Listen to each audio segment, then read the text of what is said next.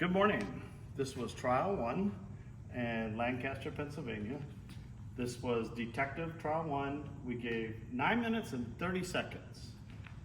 Pretty interesting because there's a lot of stuff in here, but the start line was right here. I had my special cones so people didn't get their brains zapped, because I always feel that some reason or another people's brains get zapped, right?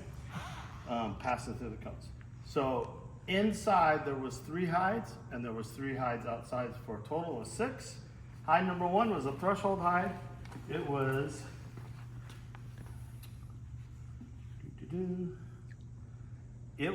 cypress in a shrink wrap tube tucked down inside. There's a little opening. It's very unique.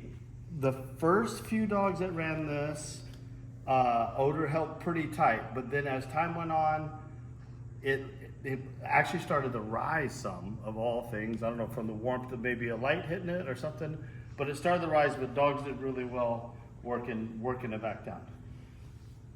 Nothing in the hallway all the way down. I'll circle back to the hallway in a second here. Hide number 2 was birch in a straw, and it was under the table, right about straight underneath where my pen is at. Birch in a straw underneath the table, so an inaccessible that had multiple points of odor coming out.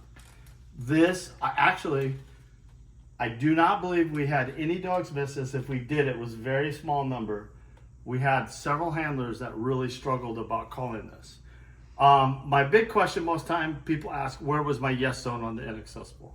I gave yeses. Actually, there was one dog I gave a yes to back here because it was trying to push in, because it's obviously inaccessible. And once we'll go out, we'll kind of turn around, we'll see, I'll explain about what was happening with the air current. Basically, the air current was blowing at me and it was being pushed all the way back into here. So it became really diffused, multiple points of odor coming out. This was a pretty good challenge. And to top it all off, we had right over here at the same height, we had birch in a cardboard straw up underneath the black stool. If you notice, the door is open. The door was open when the trial ran. This air current pushed right through, and this hide really did bleed and match up with the inaccessible underneath the table, along with sometimes the cypress that was here. As the day went on, hides from outside and hides from in here, down there in the corner by the 2 brown doors, double doors, became a little big mess of pooling odor that got a couple people down there. It just happened to be, as the day went on, the slope down and the wind pushing down, it became a nice collection point. So then we had, and there was a few dogs that were really awesome that worked this. We had the scenario where I gave a few dogs, or one dog, but there was a few dogs that would have got it, but the handler just didn't call it. They got a yes on the inside for an outside hide. Depending on how strong the air current was pushing outside, there is where the cracks here, right outside here, there was an outside hide on the loading dock. There was several dogs that showed really good interest. I think only one dog actually called it, and of course it was a yes.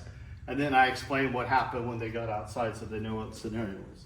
So that was it for inside. Good challenge, threshold. You know, it was a very well found hide, but a lot of dogs kind of blew past it at first and then had to work their way back.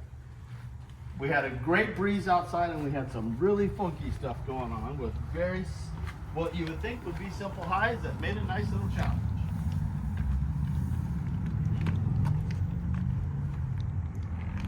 I'm looking at my notes here. Okay.